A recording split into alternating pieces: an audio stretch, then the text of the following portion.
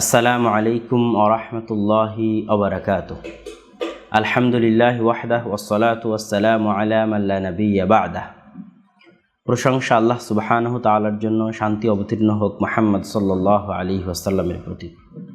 সম্মানিত দর্শক মণ্ডলী, আমরা সকলেই অবগত আছি যে নারায়ণগঞ্জের মসজিদ দুর্ঘটনার বিষয়টি, যেখানে গ্যাস পাইপলাইন থেকে গ্যাসের কারণেই হোক বা অন্য যে কারণেই হোক, এসি দুর্ঘটনার মাধ্যমে অনেক মুসল্লি ইতিমধ্যেই নিহত হয়ে গেছেন এবং অনেক মুসল্লি আহত অবস্থায় বার্ন ইউনিটে চিকিৎসারত আছেন।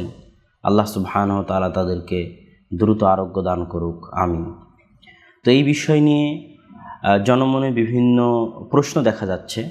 আমরা বিষয়টির রাজনৈতিক সমাধান বা আদালতের সমাধান ইত্যাদি বিষয় নিয়ে আলোচনা করব না, বরং যে বিষয়টি মানুষের আধ্যাত্মিক, মানুষের শারঈ দৃষ্টির সাথে সম্পৃক্ত, সেটা নিয়ে আলোচনা করব। মানুষের মধ্যে এটা নিয়ে দুই ধরনের আলোচনা দেখা যাচ্ছে। এক, তারা শাহাদাতের মর্যাদা পাবেন কি না।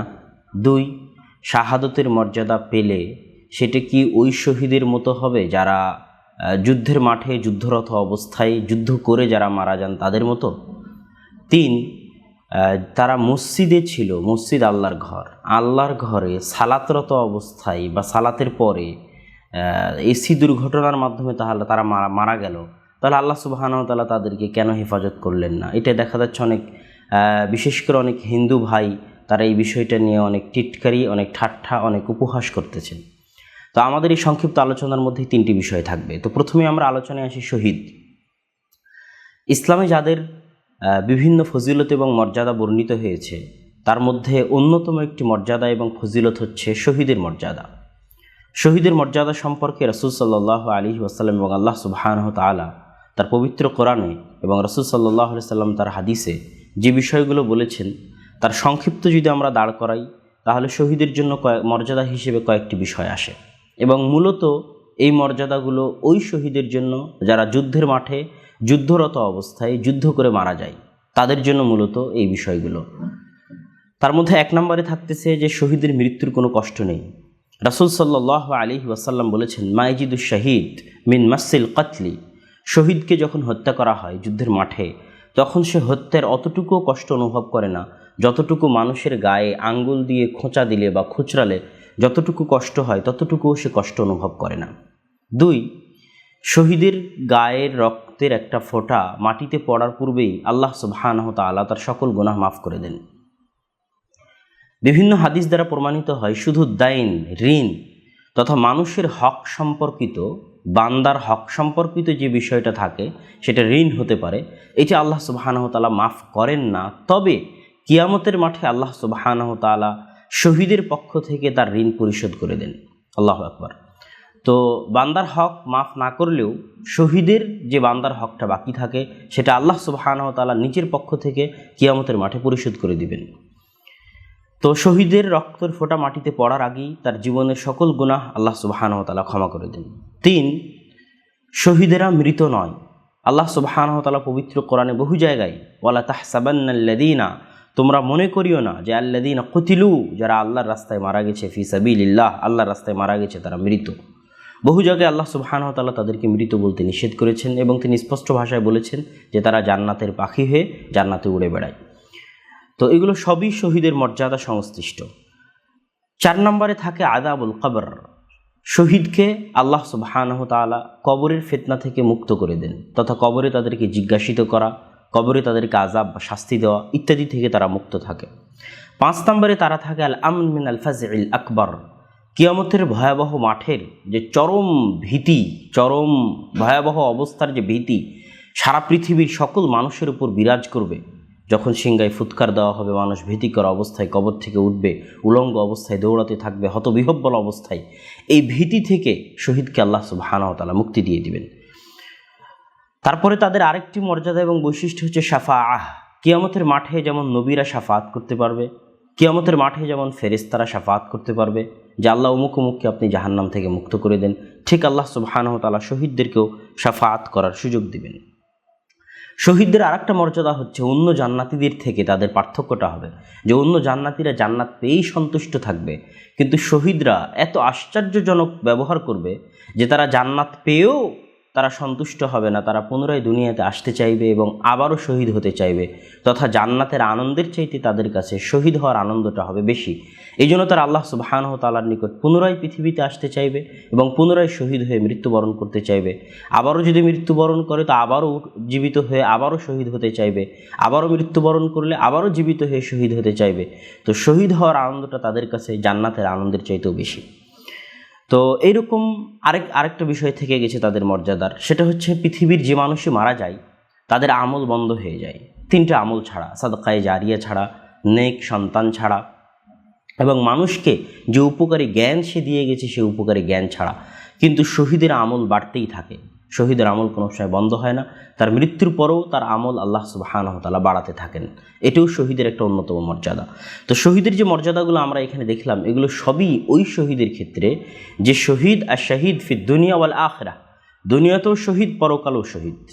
দুনিয়াতে শহীদ মানে দুনিয়াতে সে যুদ্ধের মাঠে যুদ্ধ করতে গিয়ে মারা গেছে, এই জন্য সে দুনিয়াতে শহীদের মর্যাদা পাবে। কিভাবে দুনিয়াতে শহীদের মর্যাদা পাবে? তাকে গোসল দেওয়া হবে না, তাকে কাফনের কাপড় পরানো হবে না, তাকে বিনা গোসলে যেভাবে তার শরীরে রক্ত লেগে আছে ওইভাবে তার রক্তরঞ্জিত কাপড়, যে কাপড় গায়ে দিয়ে সে যুদ্ধ করছিল সেই কাপড় সহ এবং কোনো জানাজা ছাড়াই তাকে মাটি দেওয়া হবে। কেননা শহীদকে যেহেতু সকল কিছু আল্লাহ সুবহানাহু ওয়া তাআলা ক্ষমা করে দিয়েছেন, সুতরাং শহীদের জন্য আর দোয়া করার প্রয়োজন নয় যে তার জানাজা আদায় করতে হবে এবং তার কাফন দিতে হবে এবং তাকে গোসল দেওয়াতে হবে, এগুলো কিছুরই প্রয়োজন নাই। তো শহীদ দুনিয়াতে যে মর্যাদাটা পাবে সেটা হচ্ছে তার দুনিয়াতে জানাজা হবে না, তার দুনিয়াতে কাফন হবে না, তার দুনিয়াতে গোসল হবে না, তার শহীদের যে রক্ত আছে ওই রক্ত সহই তাকে দাফন করে দেওয়া হবে এবং এটাই তার জন্য মর্যাদামণ্ডিত। এইভাবেই তারা কিয়ামতের মাঠে উঠবে এবং তাদের যে আহত স্থানগুলো আছে এগুলোর সুগন্ধি মিশকে আম্বরের চাইতেও, পৃথিবীর উন্নত সুগন্ধির চাইতেও বেশি সুগন্ধি ছড়াবে। আল্লাহু আকবার।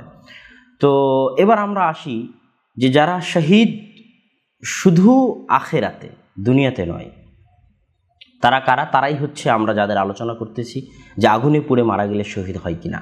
তো এরকম কিছু ঘটনা আছে যেই ঘটনাগুলোর ক্ষেত্রে রাসূল সাল্লাল্লাহু আলাইহি ওয়াসাল্লাম বলেছেন যে তারা শহীদের মর্যাদা পাবে, শহীদের স্থলাভিষিক্ত হবে। তারা কারা?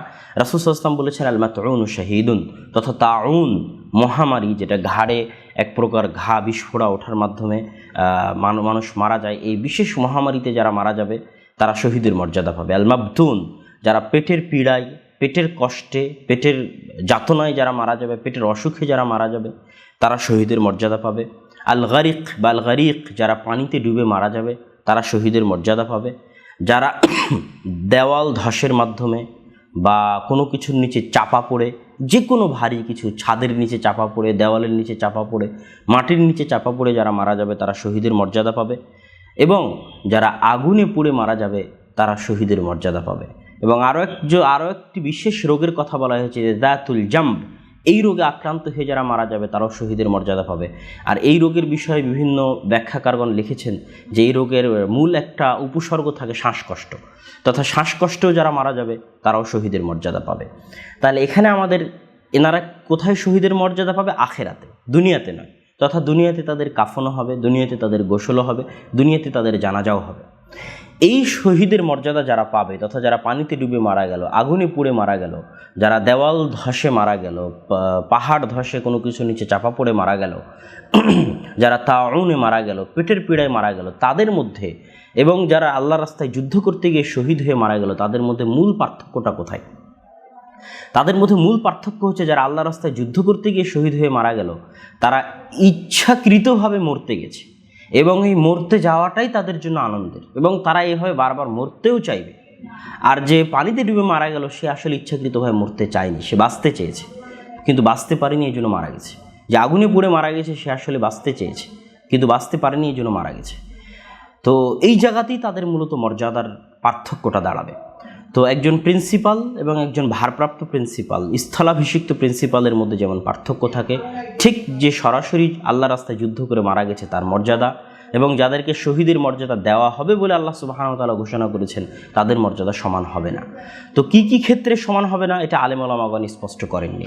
যেমন যারা আল্লাহ রাস্তায় যুদ্ধ করে শহীদ হয়ে মারা গেছে তাদের যতগুলো মর্যাদা বললাম, এই সবগুলো মর্যাদাই যারা পেটের পীড়ায় মারা যাবে, যারা পানিতে ডুবে মারা যাবে, এই সবগুলো মর্যাদাই তারা পাবে কি না এই বিষয়ে আলেম ওলামাগণ স্পষ্ট করেননি।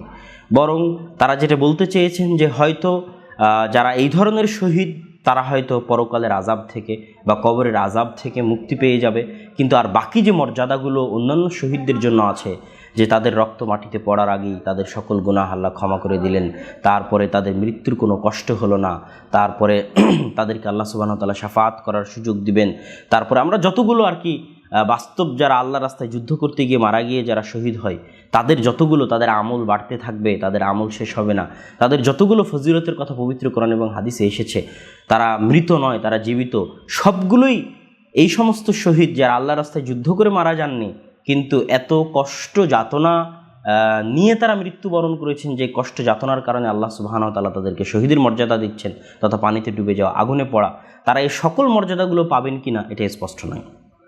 তবে এতটুকু বোঝা যাচ্ছে যে উভয়ের মর্যাদার মধ্যে অবশ্যই পার্থক্য থাকবে। সর্বশেষে আমরা আসি যে মসজিদে সালাত আদায় করতে গিয়ে সালাতরত অবস্থায় আল্লাহর ঘরের মধ্যে এসির বিস্ফোরণ ঘটে মানুষ মারা গেল, এটা আসলে নেগেটিভ কিছু কিনা এবং এইটা নিয়ে আসলে হাসি ঠাট্টা করার কিছু আছে কিনা। যারা আল্লাহ সুবহানাহু ওয়া তাআলার পৃথিবী পরিচালনার নীতি সম্পর্কে জানেন, মানুষের জীবনে আল্লাহর বিপদ আপদ দিয়ে পরীক্ষা করার নীতি সম্পর্কে জানেন, তাদের অন্তরে এই প্রশ্ন কখনোই উত্থাপিত হবে না। এবং যারা ইসলাম ধর্মের বাস্তবতা সম্পর্কে জানে না তাদের মনে উত্থাপিত হবে না। কেন ইসলাম ধর্মে যদি আমরা দেখে থাকি যত নবী রাসূল পৃথিবীতে এসেছে, অনেক নবী রাসূলই তাদের জীবনে হাজারো শত পাপিষ্ঠ ব্যক্তির চাইতে শতগুণ বেশি কষ্ট সহ্য করে দুনিয়া থেকে বিদায় নিয়েছেন। আমরা যদি দেখি ইউসুফ আলাইহিস সালাতু ওয়াস সালামের ঘটনাগুলো, তাহলে ইউসুফ আলাইহিস সালাতু ওয়াস সালাম নিজে নবী, তার পিতা নবী, তার দাদা নবী এবং তার দাদার বাপ নবী। তার দাদার বাপ ইব্রাহিম আলাইহিস সালাম নবী, তার দাদা ইসহাক আলাইহিস সালাতু ওয়াস সালাম নবী, তার পিতা ইয়াকুব আলাইহিস সালাম নবী, তিনি নিজে নবী।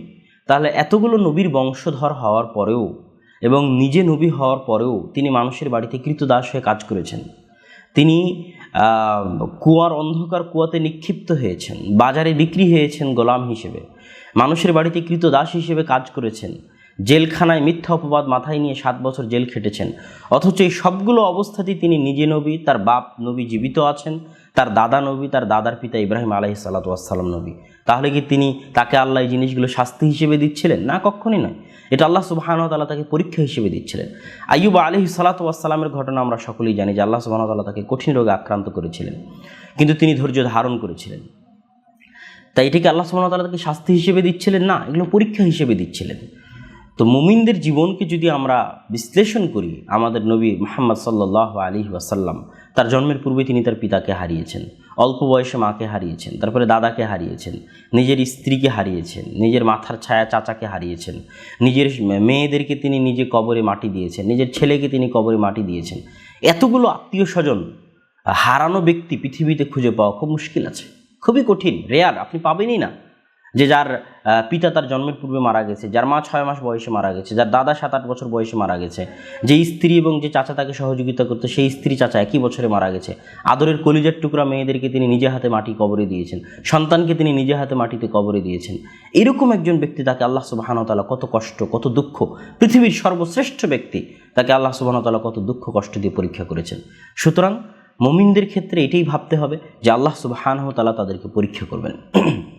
এবং আল্লাহ বলেছেন যে তোমরা কি মনে করো যে তোমরা অতি সহজেই জান্নাতে প্রবেশ করবে, আর আল্লাহ সুবহানাহু ওয়া তাআলা তোমাদের ওই কষ্ট দুঃখগুলো দিয়ে পরীক্ষা করবেন না যা দিয়ে তোমাদের পূর্ববর্তীদের পরীক্ষা করা হয়েছিল। ওয়াসসামাই যাতিল বুরুজ, সূরা বুরুজে আল্লাহ একদল মুমিনের কথা বলেছিলেন যাদেরকে ঈমান আনয়নের কারণে আগুনে, জ্বলন্ত আগুনে পুড়িয়ে তাকে পুড়িয়ে ছারখার করা হয়েছে। আল্লাহ সুবহানাহু ওয়া তাআলা চাইলে তো বাঁচাতে পারতেন, আগুনকে ঠান্ডা করে দিতে পারতেন, কিন্তু করেননি।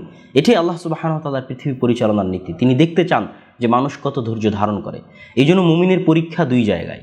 মুমিনের পরীক্ষা যখন মুমিনকে আল্লাহ সুবহানাহু ওয়া তাআলা অতি নিয়ামত দেন তখনও পরীক্ষা, যখন মুমিনকে আল্লাহ বিপদ দেন তখনও পরীক্ষা। মুমিনকে আল্লাহ সুবহানাহু ওয়া তাআলা যখন কোটি কোটি টাকার মালিক করেন, এসি বাড়িতে থাকতে দেন, গাড়ি দেন, টাকা পয়সা ধন দৌলত দেন, তখন যদি মুমিন এত কিছু পেয়ে অহংকারী না হয়ে আল্লাহর সামনে নত হয়, আল্লাহর দরবারে সিজদারত হয়, আল্লাহর শুকরিয়া আদায় করে, ঠিক যেমন সুলাইমান এবং দাউদ সারা পৃথিবীর সকল ক্ষমতার মালিক হওয়ার পরেও আলাইহিমাসসালাতু ওয়াসসালাম সারা পৃথিবীর ধন দৌলত টাকা পয়সার মালিক হওয়ার পরও তারা অহংকারী হয়নি, তারা গর্ব করেনি, তারা আল্লাহর সামনে নত হয়েছে, রাতে উঠে সালাত আদায় করেছে, কোরআন তেলাওয়াত করেছে, একদিন পর একদিন সিয়াম রেখেছে। এটা তাদের জন্য পরীক্ষা, তারা সফল। ঠিক তেমনই বিপদ দিয়েও আল্লাহ সুবহানাহু ওয়া তাআলা পরীক্ষা করেন। বিপদ পাওয়ার পর যেমন যখন মসজিদে সালাতরত অবস্থায় এতগুলো মুসল্লির গায়ে যখন আগুন ধরে গেল, তখনই পরীক্ষা যে কে বলতেছে যে আমি মসজিদে আছি, তারপর আল্লাহ নামাজ পড়ছিলাম, তারপর আল্লাহ আগুন দিয়ে পুড়িয়ে দিল, আর কে বলতেছে যে না আল্লাহ তুমি বিপদ দিয়েছো, আমি ধৈর্য ধারণ করলাম, আমি তোমার ফায়সালায় সন্তুষ্ট। ধৈর্য ধারণের দুইটা স্টেপ আছে। একটা স্টেপ যেই পর্যায়ে খুব কম সংখ্যক মুমিন পৌঁছতে পারে, আর একটা পর্যায়ে আছে যেই পর্যায়ে মোটামুটি সংখ্যক মুমিনেরা পৌঁছতে পারে, আর আরেকটা পর্যায়ে যেই পর্যায়ে অধিকাংশ মুমিনই সেই পর্যায়টা আসলে কোনো কল্যাণের নয়, বরং অকল্যাণের। তো প্রথম পর্যায়ে আমরা শেষ দিক থেকে শুরু করি। শেষ পর্যায়টা হচ্ছে ধৈর্য ধারণ না করা, যে আমি মসজিদে ছিলাম, সালাত আদায় করছিলাম, তারপর আল্লাহ আমাকে পুড়িয়ে দিল, এটা হচ্ছে অধৈর্য। মানে সে পরীক্ষায় ফেল করলো, সে দুনিয়া থেকে বিদায় তো নিল, পরকালও সে হারালো, তথা সে পরীক্ষায় ফেল করলো, ধৈর্য ধারণ করতে পারলো না। আরেকটা হচ্ছে পরে গিয়ে ধৈর্য ধারণ করা। প্রথমে আপনার নিকটে খবর গেল যে আপনার ছেলে ওই মসজিদে ছিল, আপনার ছেলে সেখানে আগুনে পুড়ে এখন বার্ন ইউনিটে আছে, তো আপনি প্রথমে অনেক হই হুল্লোড়, অনেক কান্দাকাটি, অনেক চিল্লা আল্লাহ তুমি কী করলা গো, আল্লাহ আমার ছেলেকে মসজিদে পাঠিয়েছিলাম, তারপর আগুনে পুড়ে মারা গেল। তারপর অনেকক্ষণ পরে, একদিন যাওয়ার পরে, 2 দিন যাওয়ার পরে যখন দেখছেন কোনো কাজ হচ্ছে না, তখন ভাবলেন যাক ধৈর্য ধারণ করি। এটা দ্বিতীয় পর্যায়। আর সর্বশেষ যেটাকে সবর বলা হয় না, যেটাকে বলা হয় রিদা, সন্তুষ্ট, খুব কম, হাজারে একটা মুমিনও পাওয়া মুশকিল আছে, লক্ষে কোটিতে একটা মুমিন পাওয়া মুশকিল আছে যারা এই পর্যায়ে পৌঁছতে পারে। তারা কি ঘটনা ঘটা মাত্রই সাথেই তারা এটা মনে করে নেয় যে এটা আমার ভাগ্যে ছিল, এটা আমার সৃষ্টিকর্তা আল্লাহর ফায়সালা, আমি আমার সৃষ্টিকর্তা আল্লাহ আমার জন্য যে ফায়সালা করেছে আমি সেই ফায়সালায় সন্তুষ্ট। আল্লাহ যদি আমার জন্য আগুনে পোড়ার ফায়সালা করে থাকে তো আমি তাতে সন্তুষ্ট, আমার আল্লাহই তো আমার জন্য ফায়সালা করেছে, এটাই তো পৃথিবী সৃষ্টির 50,000 বছর পূর্বে আমার ভাগ্যে লেখা ছিল, এটা তো আমার আল্লাহর ফায়সালা, আমি এটা সন্তুষ্ট, আলহামদুলিল্লাহ। এই সাথেই আল্লাহর ফায়সালায় সন্তুষ্ট হয়ে আলহামদুলিল্লাহ বলতে পারা, এটা হচ্ছে সর্বোচ্চ স্তরের ধৈর্য। এদের জন্য রয়েছে সুসংবাদ, 2টা সুসংবাদ। এক, দুনিয়াতে তার আত্মিক কষ্ট কমে যায়, তাকে ছটফট করা লাগে না, এবং আত্মিক কষ্ট কমলে শারীরিক কষ্টও কমে। আর একটা পুরস্কার হচ্ছে সে পরকালে আল্লাহ সুবহানাহু ওয়া তাআলার নিকটে কল্যাণ পাবে, আজার পাবে, নেকি পাবে। আর যেহেতু আপনি দুনিয়ার কষ্ট লাঘব করতে পারবেন না, সেহেতু এটাকে তাকদীর মনে করে, আল্লাহর ফায়সালা মনে করে সেটাতে সন্তুষ্ট হয়ে যাওয়া হচ্ছে প্রকৃত মুমিনের পরিচয়। সুতরাং এখানে আমরা যে বিষয়টি স্পষ্ট করতে চাইলাম সেটা হচ্ছে যে মুমিন মানেই যে খুব ভালো থাকবে এটা নয়। আমরা নবী রাসূলদের জীবনী যে কেউ পড়তে পারেন, আমি 2-1 নবীর উদাহরণ দিয়েছি, আরও ভালো মানুষ, আরও বড় বড় ইমাম, বড় বড় সাহাবায়ে কেরাম, সাহাবীরা, ওমর রাদিয়াল্লাহু তাআলা কি চাইলে কি আল্লাহ বাঁচাতে পারতেন না? মসজিদের মধ্যে ওমর রাদিয়াল্লাহু তাআলা মসজিদে নিহত হয়েছেন, মসজিদে যারা আগুনে পুড়ে মারা গেছে যেহেতু মসজিদে। ওমর রাদিয়াল্লাহু তাআলা দ্বিতীয় খলিফা, তিনি মসজিদে নববীতে মানুষ তার উপর হামলা করেছে, তিনি মসজিদে নববীতে আহত হয়েছেন, আল্লাহ চাইলে কি বাঁচাতে পারতেন না? ওসমানকে আল্লাহ চাইলে কি বাঁচাতে পারতেন না? ওসমান তার নিজের বাড়িতে নিহত হয়েছেন। আলী রাদিয়াল্লাহু তাআলাকে আল্লাহ চাইলে বাঁচাতে পারতেন না? তিনিও নিহত হয়েছেন, তিনিও শহীদ হয়েছেন। সুতরাং যেহেতু পৃথিবী ক্ষণস্থায়ী ঠিকানা, মানুষকে এখান থেকে চলে যেতেই হবে, একদিন আগে হোক পরে হোক। আল্লাহর ফায়সালায় সন্তুষ্ট হয়ে দুনিয়া থেকে বিদায় নেওয়াটাই হচ্ছে প্রকৃত মুমিনের সফলতা। আর মুমিনকে আল্লাহ বিপদ দিয়ে পরীক্ষা করেন। মুমিনের গায়ে যদি একটা কাঁটাও ফুটে তাহলে সেটার বিনিময়ে মুমিনের গুনাহ মাফ হয়। এই জন্যই তো আল্লাহ রাসূল বলছেন যে পেটের পীড়ায় মারা গেল সে শহীদ, যে শ্বাসকষ্টে মারা গেল সে শহীদ, যে পানিতে ডুবে মারা গেল সে শহীদ। কেন? পানিতে ডুবে মরার কষ্ট অনেক, আগুনে পুড়ে মরার কষ্ট অনেক, এই কষ্টে তার সকল গুনাহ মাফ হয়ে যায়, আল্লাহ তাকে শহীদের মর্যাদা দিয়ে দেন। সুতরাং এটা আমাদের জন্য দুঃখের নয়, বরং এটা আমাদের জন্য সুখের খবর, এবং এটা টিটকারি এবং হাসির বিষয় নয়, বরং মানুষের উপর বিপদ আসা আমরা 2 ভাগে ভাগ করতে পারি। যারা গুনাহগার, যারা কাফের মুশরিক, তাদের উপর আল্লাহ সুবহানাহু ওয়া তাআলা বিপদ আপদ দেন গজব হিসেবে, শাস্তি হিসেবে। আর যারা মুমিন তাদের উপর আল্লাহ সুবহানাহু ওয়া তাআলা বিপদ দেন তার গুনাহকে মাফ করার জন্য, বিপদ দেন তাকে পরীক্ষা করার জন্য, সে ধৈর্য ধরতে পারতেছে কিনা এটা দেখার জন্য। আল্লাহ সুবহানাহু ওয়া তাআলা আমাদেরকে সঠিক বিষয়টি বুঝার এবং আমল করার তৌফিক দান করুক। আল্লাহুম্মা আমিন। আসসালামু আলাইকুম ওয়া রাহমাতুল্লাহি ওয়া বারাকাতুহু।